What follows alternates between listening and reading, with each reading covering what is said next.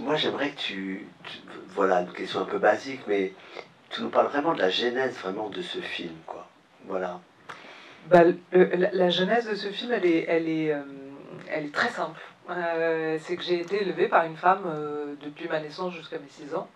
Et un jour, cette femme que j'aimais plus que tout, hein, vraiment, c'était mon nord, mon sud, mon est, mon ouest. C'était quelqu'un qui m'a non seulement donné de l'amour, mais aussi une éducation, c'est-à-dire voilà, j'espère une rigueur ou voilà, une perspective en tout cas.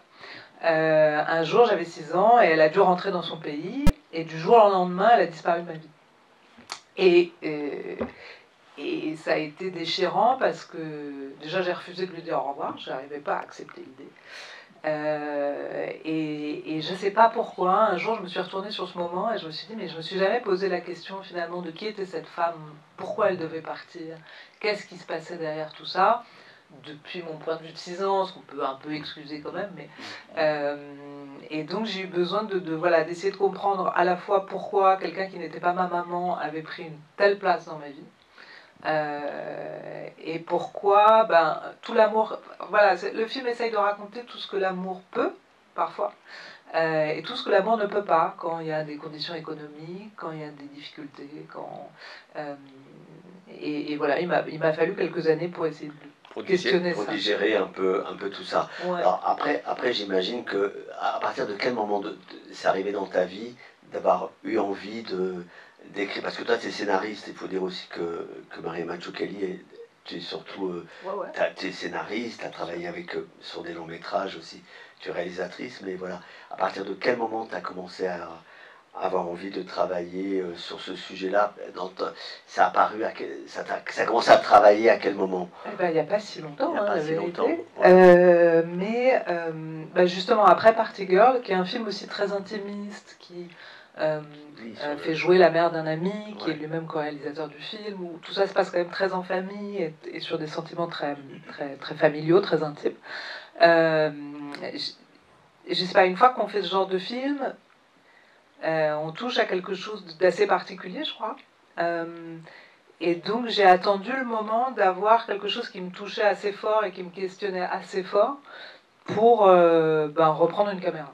J'avais pas envie de faire des films pour faire des films, ça j'en écris pour d'autres et c'est très bien, enfin j'aime bien faire ça, quoi, mais ça m'amuse beaucoup. Mais pour mobiliser une équipe, mobiliser une production, mobiliser de l'argent, mobiliser du temps et une énergie, quoi, il fallait qu'il y ait quelque chose qui me travaille. Voilà. Donc là, à partir de là, tu as commencé. Les séquences d'animation, elles sont arrivées à quel moment dans le film? Pourquoi Elles sont arrivées très tôt. très tôt dans Ouais. l'écriture du film? Ouais. Elles sont arrivées très tôt dans l'écriture du film, parce que déjà je partageais mes bureaux avec des graphistes. Ouais. Donc j'imagine que ça contamine un tout petit peu voilà, la tête. Et puis j'avais envie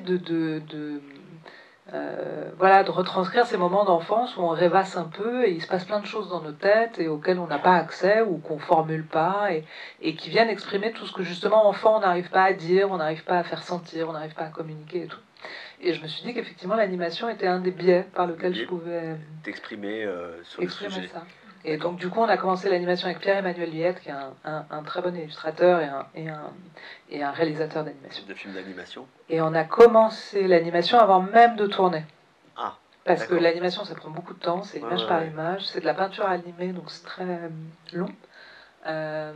Et du coup, on a fait ça très en amont. Et donc c'est une prise de risque, parce que quand on fait de l'animation, et surtout quand on n'a pas beaucoup d'argent, quand on avance, on n'a pas le droit de reculer, quoi. C'est-à-dire qu'une fois que la production elle est lancée, il fallait aller jusqu'au bout. Et pourquoi?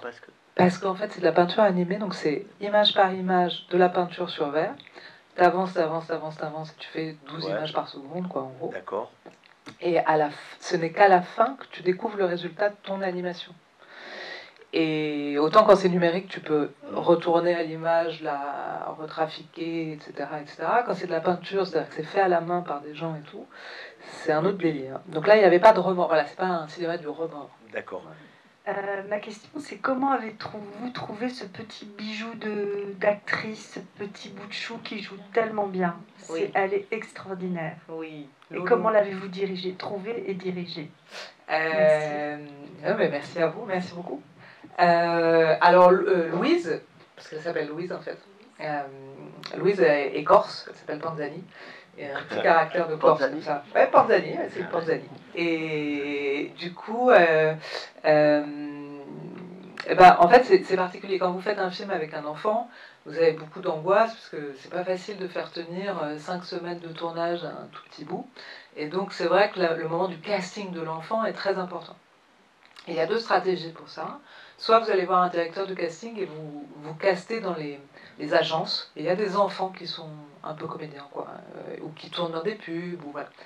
Et avec ma directrice de casting, on avait dit qu'on n'irait pas du côté des agences, mais qu'on essaierait de trouver une enfant, justement, qui ressemblait pas à l'archétype des jolis enfants de pub, quoi. Pour vous le dire très basiquement. Voilà. Donc on est allé dans la rue, et on est tellement allé dans la rue qu'en fait on a traversé la rue en face du bureau, et dans le parc, il y avait Loulou qui était en train de castagner son petit frère. Et du coup, on ne pouvait pas ne pas la voir, hein, puisqu'il y avait des hurlements partout.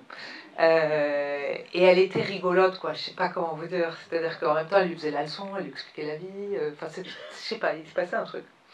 Et donc, c'est la première enfant que j'ai rencontrée. Alors, donc je peux pas, voilà, parce qu'il y a souvent, tu vois, Ponette, etc. Ah oui, Ponette. L'idée du casting où vous sillonnez la France, vous voyez 40 000 enfants, et puis un jour vous trouvez la perle, parce que voilà. Alors pas du tout, je n'ai pas j'ai pas le romantisme de cette histoire. C'est vraiment la première fois que j'ai vu quelqu'un, c'était. J'ai traversé la rue et il y avait Louise. Voilà. Et donc elle est venue faire des essais. Et écoutez, cette petite... j'ai eu beaucoup de chance parce que, certes, il y a de la direction d'acteur, mais la direction d'acteur, comme on dit souvent, c'est beaucoup du casting, c'est-à-dire le choix avant tout de la personne que vous choisissez. Et Louise, elle avait 5 ans et demi, presque 6. Elle n'avait jamais eu envie de faire du cinéma, ça lui était jamais passé par la tête. Mais en fait, le fait de jouer avec des adultes, d'être dans un dispositif ludique, quoi, de jeu, à essayer des choses, à s'imaginer d'autres choses, etc., ça lui a beaucoup plu. Et comme c'est quelqu'un qui a une grande écoute, c'est une enfant, c'est très étonnant, hein, c'est pas une enfant qui parle tout le temps, non, c'est quelqu'un qui vous écoute énormément. Et qui a beaucoup d'empathie. Beaucoup d'empathie. Et ces 2 qualités, vraiment, ça je ne cesse de le dire, même si je le crois profondément, c'est une très bonne base pour être comédien. Parce que vous écoutez ceux qui vous donnent la réplique, vous avez une faculté d'imaginer, de ressentir des sentiments sans les vivre sur le moment, quoi, je sais pas comment dire ça, et de les éprouver quelque part, parce que vous avez cette faculté d'empathie. Et elle avait ça, et ça se voyait à la seconde. Je sais pas comment vous dire. Elle a vraiment un regard particulier. Et après, on s'est amusé, et là, on a commencé à construire le personnage de Clé. Donc, elle a lu le scénario avec sa maman. Donc, elle m'a fait des petits retours. Elle m'a fait des notes sur le scénario. Elle était un peu exigeante, je veux dire. Ah ouais. Bah ouais, attends, c'est une actrice. ouais. Et du coup, on a construit le personnage. Donc, par exemple, le personnage est myope. Louise n'est pas du tout myope. Elle voit très bien. Et à tel point que, d'ailleurs c'était un moment assez comique pour nous, parce que le monsieur qui joue l'ophtalmo, d'ailleurs, c'est mon ophtalmo. Ah ouais. Donc c'est un vrai ophtalmo. Donc le type, il faisait son boulot en fait. Et donc je lui faisais refaire des prises pour dire dans la scène que cette petite voyait mal. Et lui qui n'a pas l'habitude de tourner, il me disait, mais Marie, cet enfant voit très bien, donc il faut arrêter. Je disais, oui. Voilà. Donc elle voit extrêmement bien. Et donc les lunettes, c'était quelque chose de très pratique pour nous en tant que création de personnage, puisqu'on parle de direction d'acteur. C'est qu'à partir du moment où elle mettait ses petites lunettes, elle était Cléo. Elle était plus Louise, elle était Cléo. Et dès qu'elle les enlevait, elle redevenait Louise, elle allait refrapper son frère, tout allait très bien. Donc on adore Paul, charmant enfant. D'ailleurs, elle est intéressante la scène d'ouverture chez Ophtalmo, parce qu'il y a un vrai mystère, on ne sait pas ce qu'on va voir après et tout ça. On pourrait dire voilà, c'est sa mère, ou je sais pas, ou et tout ça. Enfin, il y a quelque chose. Ouais. Voilà, cette dame-là, comme ça, qui est très attentive et tout. Enfin, vraiment intéressante la scène d'ouverture. Puisqu'on parle du casting, Marie, on peut parler aussi de cette comédienne qui fait la nounou. Ah oui. Est-ce que c'est une comédienne professionnelle, non professionnelle? Tu peux nous en parler? Pareil, là j'ai fait un casting qu'on dit sauvage, alors on n'aime plus trop ce terme, mais c'est comme ça qu'on dit, de nounou. Donc j'ai rencontré énormément de nounous. Alors comme autour de moi j'ai plein de jeunes parents, c'était très facile, il y avait plein de nounous autour de moi. Et donc j'ai vu des femmes originaires de partout, du Maroc, enfin vraiment, et c'est fou de voir comme ce travail et voilà, l'occupation de beaucoup de ces femmes, et de partout dans le monde. Et un jour j'ai rencontré Ilsa, et je sais pas, c'est pareil, en fait le casting c'est un peu comme tomber amoureux ou tomber en amitié, c'est que c'est très dur de vous dire pourquoi, mais on sait plus, voilà. Et elle, ça l'amusait un peu, et il se trouve qu'elle était donc vraiment nounou. Elle venait d'arriver du Cap-Vert il y a 6 ans, je crois. C'est il y a 6 ans qu'elle arrive en France. Et il se trouve qu'elle-même a laissé ses 3 enfants à sa mère, au pays, pendant qu'elle gagnait sa vie ici. À Paris. Donc les rôles, si vous voulez, le rôle que j'avais écrit et sa vie matchaient très bien. Et du coup, je me suis beaucoup... Enfin, je l'ai beaucoup interrogée sur sa vie, et j'ai beaucoup récupéré d'éléments de sa vie qui ont été glissés en partie dans le film. Et avec ma productrice Bénédicte Couvreur, qui est quelqu'un d'extrêmement courageux, je le dis, parce qu'il Qu'on n'y a a pas reçu, beaucoup. Qui est venu une fois ici. Ouais. Ouais, pour un film. Voilà, bravo. D'ailleurs, c'est des bonnes personnes, parce que c'est et qui est la productrice de Céline Sciamma. Ouais, absolument. Voilà, entre autres. Ouais. Absolument. Et c'est quelqu'un de très courageux qui est parti justement, tu vois, sur... Et on a décidé de réécrire tout le scénario en fonction d'Ilsa, de son pays, du Cap-Vert et du créole. Et donc, du coup, avec Ilsa, moi j'ai pris des cours de créole pendant un an. Donc c'était amusant. Dans le but d'aller là-bas, de faire le casting là-bas, donc en créole. Et donc c'est là qu'on a trouvé les 2 enfants. Et donc Abnara et Harry dans la vraie vie. Et pareil, au Cap-Vert, c'est une histoire extrêmement commune en fait. Ces femmes qui partent à l'étranger élever les enfants des autres. C'est extrêmement commun. Et donc ces 2 enfants, et vraiment je ne l'ai pas fait exprès, que j'ai trouvé très bon qui me plaisait en tant qu'acteur, et ben eux aussi ont été élevés par une grand-mère et une tante, et leurs mères sont en France et les ont pas vus depuis 10 ans. Donc ça faisait des échos comme ça. Voilà, à plein d'endroits. Et je ne sais plus pourquoi je te parle de ça. Est-ce que la jeune fille... Je te parlais du recrutement, enfin de la façon dont tu avais casté la comédienne. Voilà. Voilà, très simplement. Et pardon, je n'ai pas compris la question. Est-ce que la jeune fille était vraiment enceinte? Ah non, c'est un faux ventre. Oui, non, on triche un peu de 3 trucs là. Jeune, hein, mais par contre, non, elle avait déjà un enfant. Ah, oui. Oui. Elle a quel âge? Abnara, maintenant, elle a 17 peut-être. Non, elle a 18 peut-être maintenant. Mais elle a eu un enfant très jeune, comme beaucoup de femmes. Voilà. Et souvent, les maris ne sont pas là. Enfin, les géniteurs, les compagnons, les copains, plein de choses. Quoi. Et donc voilà, ouais. Voilà. D'autres questions peut-être? Pardon. Je suis prête à tout. Hein, si vous avez je peux tout dire. Alors on reconnaît dans le film, alors ça a été aussi une bonne surprise, mais bon, enfin, le papa qui est de Cléo, ouais. Qui est Arnaud Robotini, que le musicien, entre autres, on peut citer, il avait fait la musique du film 120 battements par minute, mais pas que ça, parce que c'est un musicien qui tourne beaucoup en France et qui... C'est une star. C'est sur la scène... technoïde en tous les cas. Mais comment ça t'est venu cette idée d'Arnaud Robotini? Parce que il est vraiment bien là. Hein. Ouais. Je lui dirais, écoute, ouais. il est très nerveux. On l'a vu à Rouen, il est passé quelques fois. Oui, jouer. Ouais. Non, Arnaud, en fait, moi je ne savais pas que c'était une star de la musique. J'avoue. Je ne savais pas. Hein. Mais à l'époque, pour une raison que je t'épargne, on m'a demandé d'organiser une table ronde sur la musique et le cinéma, la composition de la musique et le cinéma. Et il y avait Arnaud. Et il était à côté de moi. Et après, c'est assez inexplicable. Pareil, c'est des rencontres. C'est-à-dire qu'en fait, sa carrure, comme ça, ce type très imposant. Et puis, il avait un regard très doux en même temps. Très doux, ouais, une espèce de mélancolie. Voilà. Et en même temps, il portait un perfecto. Il avait de la gomina. C'était assez étonnant. Je sais pas, j'ai tombé amoureuse de ce qui dégageait, quoi. Et donc, du coup, inconsciemment ou consciemment, je sais pas, mais quand j'écrivais le personnage du papa, je voyais la tête de ce type qui était à côté de moi pendant la table ronde. Et donc, un jour, je l'ai juste appelé, je lui ai dit, voilà, est-ce que ça te dirait de jouer? Il m'a dit, mais moi, je suis musicien, je suis pas acteur. Et on a passé un essai pareil. Et après, quand j'ai vu Arnaud et la petite à côté, Ça fonctionnait. ça m'a amusé, ouais. Ah, ouais. Il est très bon. D'autres, peut-être des questions pour Marie? Mais vous vous sentez pas obligé. Non, mais Il parle créole, pas portugais? Il parle créole, ouais. En fait, le portugais, c'est la langue officielle au Cap-Vert. Mais enfin, c'est l'héritage colonial hein, et administratif. Et donc, si tu veux, ils parlent tous portugais. Mais entre eux, ils parlent créole.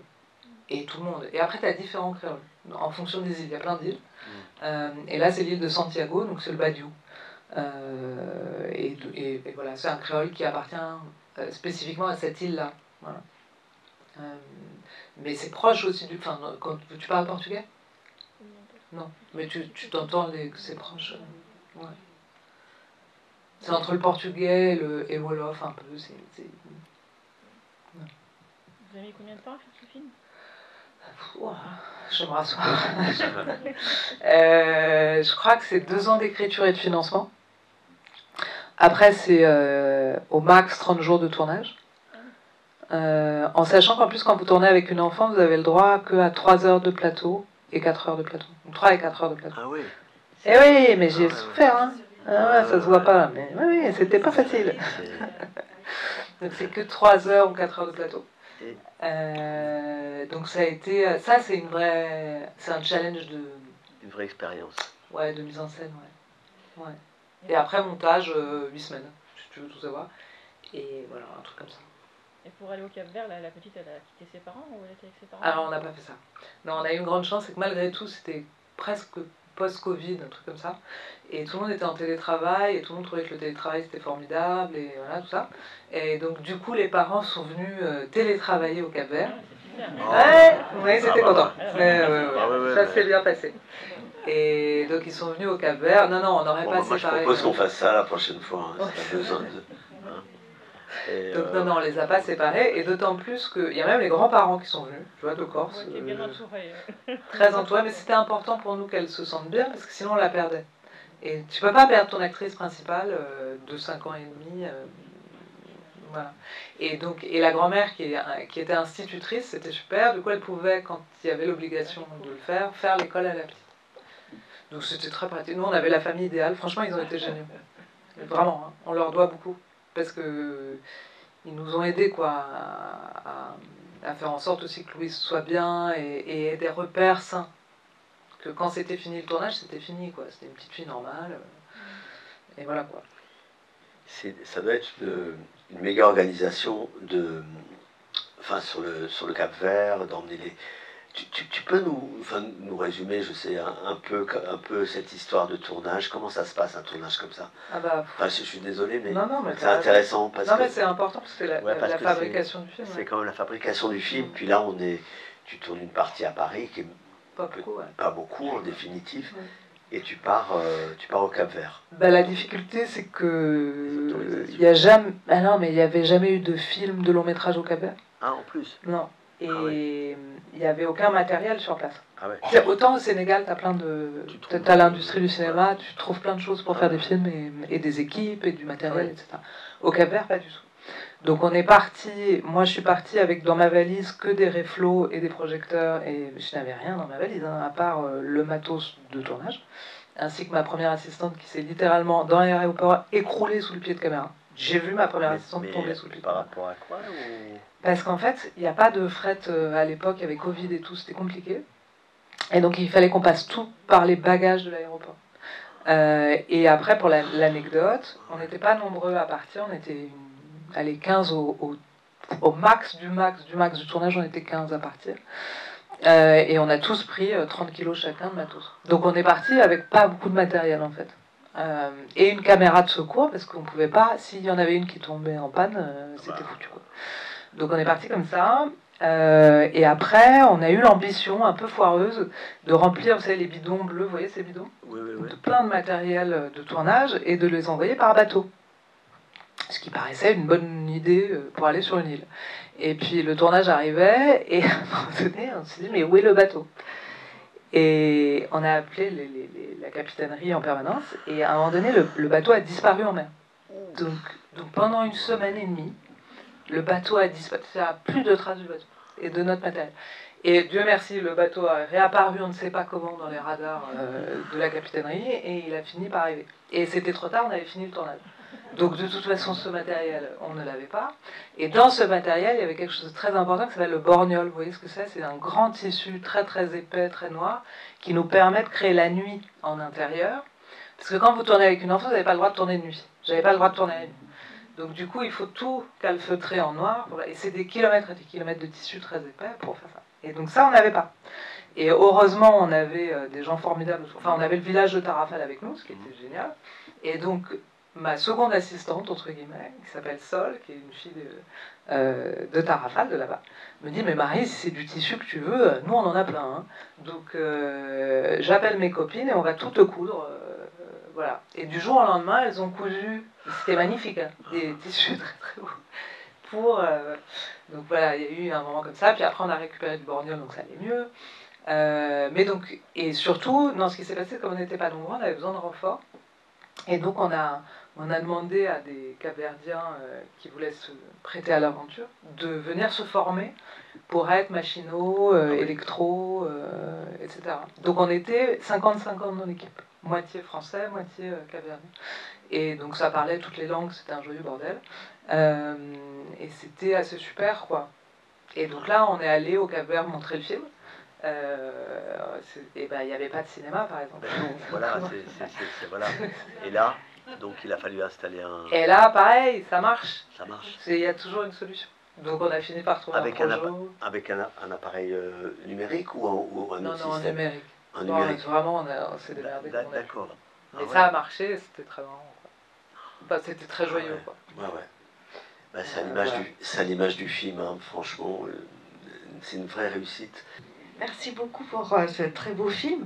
J'ai deux questions. La première, pas très originale. Comment est-ce qu'on parle de jalousie? Ça va. Mais comment est-ce qu'on parle de mort, de la mort, et comment est-ce qu'on fait parler l'enfant? Comment est-ce qu'on lui explique ce que vous allez lui demander de jouer?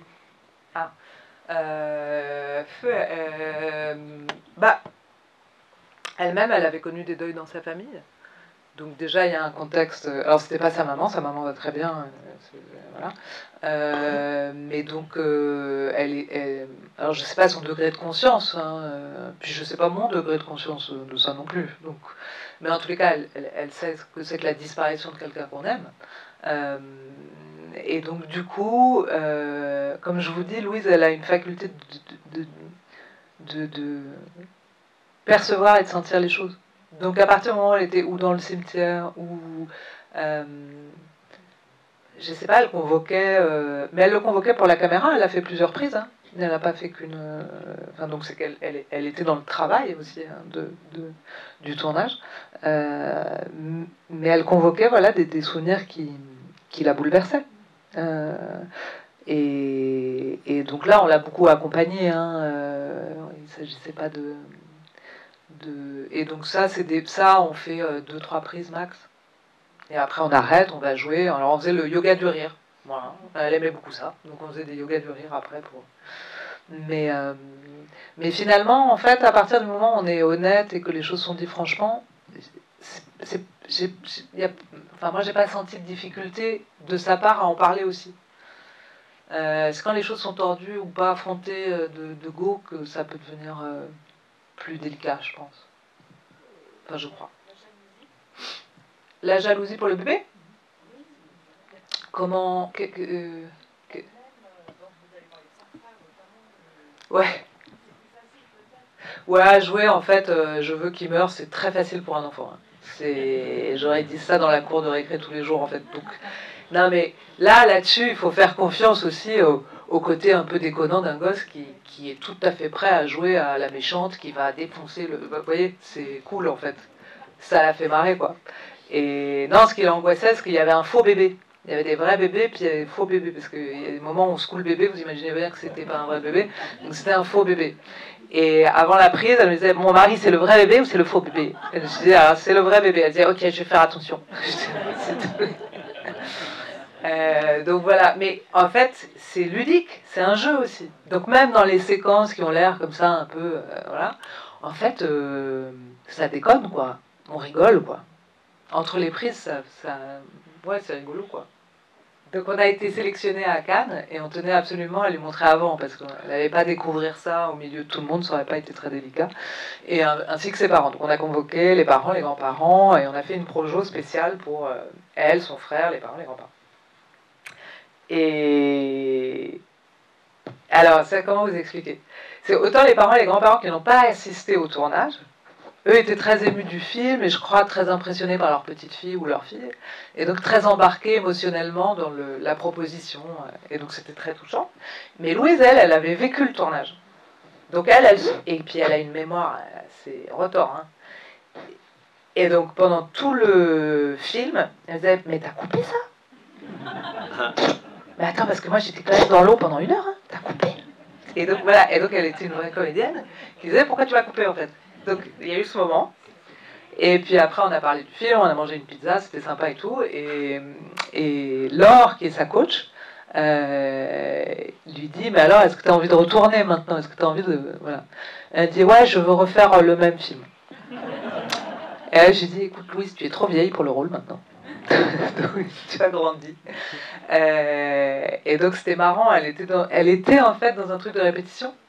Mais comme on demande à un comédien d'être dans une répétition de quelque chose pour performer en fait, ou pour accéder à un degré supérieur de sa pratique. Et elle est là-dedans. Et donc c'est quelqu'un qui veut comprendre, qui veut... Et en fait elle est étonnante, c'est pas parce qu'elle a 5 ans... Enfin elle a vraiment un truc de... Elle est très mature quoi. Je sais pas, elle vient d'une autre planète en fait cette enfant, je sais pas.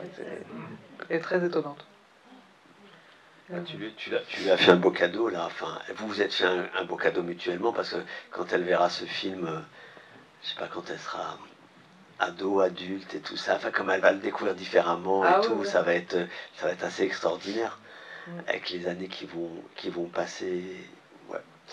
Et à l'heure actuelle, c'est compliqué à financer. Tu as parlé tout à l'heure, tu as dit que tu avais mis quand même 2 ans là pour essayer de trouver de l'argent pour le film, ce qui te semble c'était compliqué parce que tu n'avais pas de gens connus, c'est ça un peu? Ben oui, alors on s'en rend pas... sujet et tout ça. Ouais, non mais t'as raison, c'est vrai, on s'en rend pas compte une fois qu'on paye son billet de cinéma et qu'on va, voilà, et qu'on est dans la salle et que le truc existe quoi. Mais en vrai... Ça nous intéresse beaucoup nous ici. Les problématiques de l'argent, ouais. Je trouve que ça fait, enfin, ça nous fait vraiment, c'est hyper important de parler de ça, quoi. Ouais. Voilà, on peut pas édulcorer le truc. Eh ben non, c'est pas facile du tout parce que quand tu prends une petite fille, une femme de 45 ans avec un accent et j'en passe, le financement vient pas aussi facilement que quand tu prends Catherine Deneuve ou je ne sais qui. Donc du coup, ça c'est une vraie difficulté parce que... mais après on peut comprendre aussi, c'est-à-dire que les gens vous disent mais on les connaît pas. Donc ça se trouve ils sont nuls à chier ces comédiens. Donc, et ça c'est compliqué, donc c'est à moi de leur prouver que non, on va arriver à faire quelque chose avec ces gens qui n'ont pas été identifiés, qu'on ne connaît pas et qui n'ont pas fait leurs preuves. Donc ça c'est la première étape. Et après, je te cache pas que... alors voilà, moi je sais qu'ici c'est très précieux parce que vous défendez ce qu'on appelle le cinéma d'auteur. Alors il y a beaucoup de gens qui adorent critiquer le cinéma d'auteur, qui trouvent que le cinéma d'auteur c'est pas bien, que c'est pas assez... Parce qu'ils y vont pas tout simplement. Voilà, pour plein de raisons. Plein de raisons différentes. Bon, pour plein de raisons différentes. C'est un peu facile, oui. Mais ce qui est vrai, c'est que le pari de ce film aussi, au-delà du casting, c'était de convaincre sur le scénario qu'une histoire qui pouvait être aussi simple et intime et pas rocambolesque ou pas avec un sujet énorme de société qui fait la une des journaux, voilà, ça pouvait encore faire un film. Et ça, j'ai l'impression que de nos jours, il y a de plus en plus de gens qui doutent de ça. Ce qui n'était pas le cas, je pense, il y a 50 ans ou 60 ans, où on avait plus confiance ou foi à cette vision-là de la fiction ou du romanesque. Et en ce moment, je pense que c'est plus compliqué. Et vraiment, comme ça coûte de l'argent de faire des films, les gens veulent retrouver leur bille, et donc ils veulent se garantir au maximum de tout. Donc il y a de moins en moins de prise de risque, ce qui ne veut pas dire qu'il n'y en a plus du tout. Il y en a encore beaucoup. Mais donc, du coup, ouais, financer ce genre de film, c'est pour ça que je vous dis que ma productrice a été très courageuse, parce qu'elle a fait ce qu'on appelle un pari. Et qu'elle a parié. Et elle y a mis du sien. Et il y a de moins en moins de gens qui font ça. Voilà. Et elle pouvait tout perdre tout aussi bien. Voilà. Donc, et après, il y a quand même eu, voilà, il y a eu un petit canal, une région. Alors, ils y allaient un peu du. C'est la productrice de Portrait d'une jeune fille en feu. Portrait de la jeune fille en feu, ouais. Oui, entre autres. Ouais, entre autres, ouais. Entre autres, ouais. Ouais. Et donc, oui, la question après de la salle, de comment on est distribué, est-ce qu'on est distribué, est-ce que... du coup, c'est le corrélaire du financement. C'est-à-dire que, effectivement, plus un film aura coûté cher, plus les gens auront intérêt à vous distribuer en salle pour que ça fasse des tickets, quoi. Donc, il y a toutes des stratégies de publicité, d'affichage... Et un bon distributeur. Hein. Et un bon distributeur commercial. Derrière, je sais voilà, pas, il a distribué... Voilà. Ah bah voilà, tu veux dire un mot, non sur peut-être, non sur parce que Pyramide, c'est vrai que c'est une société de distribution, enfin qui accompagne tellement de grands cinéastes.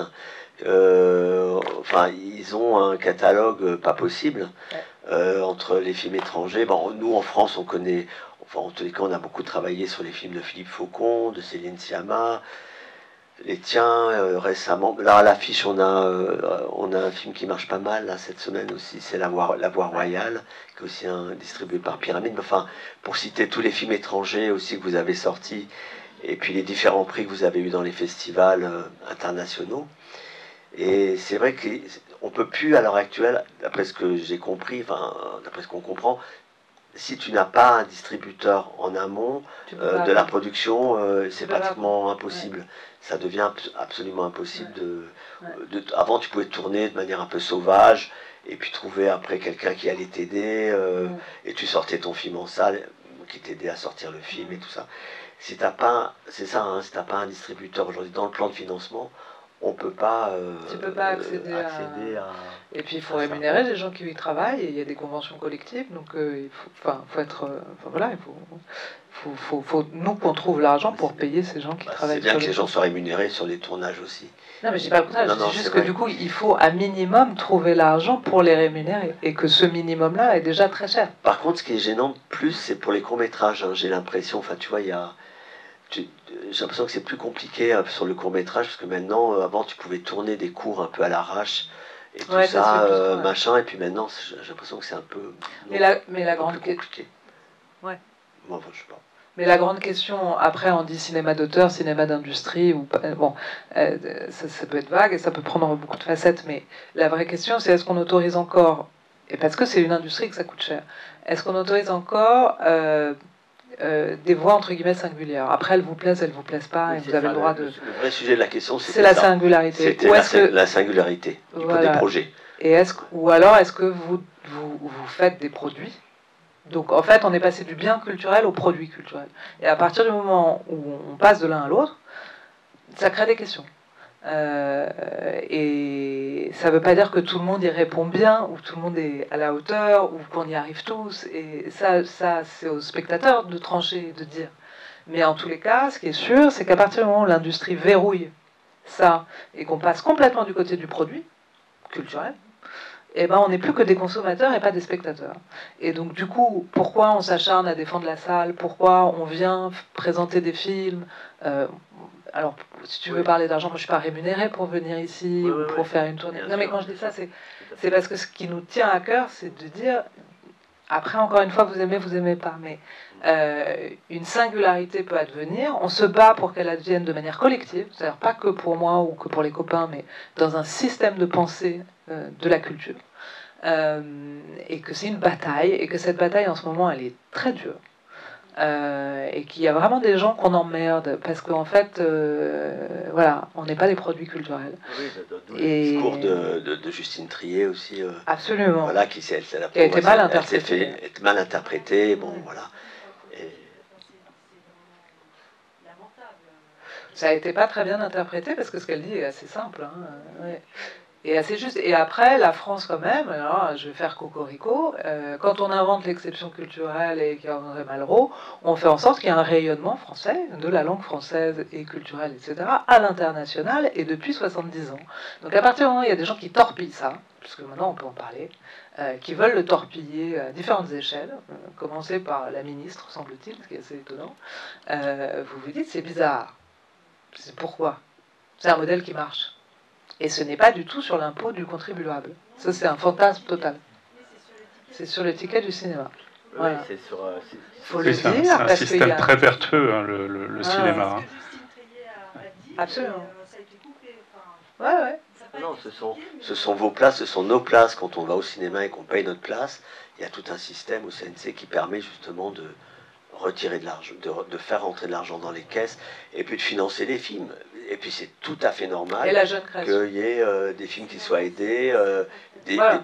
des projets compliqués. Oui, tout mais ça a été complètement... Ça, je trouve ça très étonnant. C'est ce qui vous paraît évident et à moi aussi, et qu'on dit très simplement, parce que c'est les faits. C'est juste les faits. Eh ben, je sais pas pourquoi, il y a encore cette espèce de chimère où les gens pensent que ce serait sur les impôts du contribuable qu'on financerait les films d'auteur.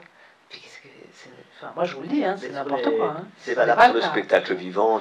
Les gens, enfin, les gens sont massacrés sur les scènes nationales en ce moment, partout et tout ça. Et alors que les gens font du boulot pas possible. La culture, c'est pas quelque chose qui doit être rentable de toute façon, enfin dans l'idée c'est une connerie, enfin si ça l'est tant mieux, ben, pour certains trucs ben, c'est très bien, mais dans l'idée c'est pas ça, et du coup il y a plein de collègues en ce moment qui ont des problèmes dans des scènes nationales côté ciné d'ailleurs, parce que dans les scènes nationales des fois il y a une partie salle de cinéma, ça arrive souvent, Saint-Nazaire, Poitiers, enfin tout ça, et eux enfin ils ont pas mal de soucis avec leur direction, et enfin, c'est pas tellement leur direction parce que c'est plutôt on leur rétrécit de plus en plus les budgets et ils peuvent pas faire tout le travail qu'on arrive à faire dans certaines salles à réessayer. Voilà, c'est très compliqué, hein, très compliqué. C'est pour ça que le système est très fragile et que ce soir on arrive à avoir une centaine de spectateurs pour un film qui, moi, à mon avis, il va y avoir un bouche à oreille pas possible, parce que je crois que ça va fonctionner. J'ai l'impression que ce film va beaucoup fonctionner sur ça, qu'on a envie d'en parler après, de ce film-là. Et puis le fait que tu viennes, que Pyramide nous autorise à nous amener des équipes, que les distributeurs jouent le jeu de ça, voilà, parce que ça demande aussi beaucoup d'énergie à mettre en place, tout ça, voilà.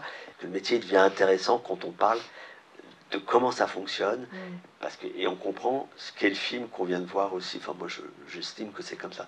Mais en tout cas, c'était un bonheur de te recevoir. Désolé pour cette envolée politique. Non, c'était... je voulais pas froisser. Il y a peut-être une dernière question pour Marie, peut-être une dernière. Ah bah voilà. Bonsoir. Moi, je voulais juste vous demander si vous aviez vous-même voulu ou essayé de rechercher la femme qui vous avait élevée pour comprendre, puisque vous avez manifesté ce souhait de comprendre et peut-être pour l'incorporer dans le film d'une manière ou d'une autre. Alors, ouais, je te remercie de la question. Ouais, absolument. Et en fait, elle habite à Porto, et donc je l'ai appelée, et j'ai pendant toute l'écriture, tout le financement, tout le tournage, tout le montage, j'ai fermé ma bouche. J'ai rien dit. J'ai rien dit parce que je me suis dit, si j'y arrive pas, c'est la déception, quoi. Genre. Et donc, c'est que quand il y a eu l'annonce de Cannes que je lui ai dit, Lorinda, voilà, il faut que tu viennes voir un film, c'est moi qui l'ai fait, et ça parle de toi. Et là, elle m'a dit, Marie, je te crois pas. Et donc, du coup, je suis hyper excitée parce qu'elle n'a pas pu venir à Cannes, des raisons familiales un peu difficiles. Et elle vient à l'avant-première le 29 août à Paris. Et donc je suis et Fernanda et Victor, parce que dans la vraie vie, seront à Paris là. Ils seront à Paris aussi. Mardi soir. Ouais. Et donc ils viennent tous les trois. Et donc j'ai hyper peur en fait. C'est-à-dire que la salle va être bondée, mais là je pense qu'il y en a trois, je vais pas être bien, c'est eux. Qu'est-ce qu'on aurait aimé être là. Ah ouais. Et donc écoute, je te dirai après. Je sais pas. Mais donc elle va voir le film. Et c'est quelqu'un qui est encore très présent dans ma vie. Que j'appelle dès que ça va pas, je l'appelle. Elle me dit, écoute ma fille, calme-toi. Voilà.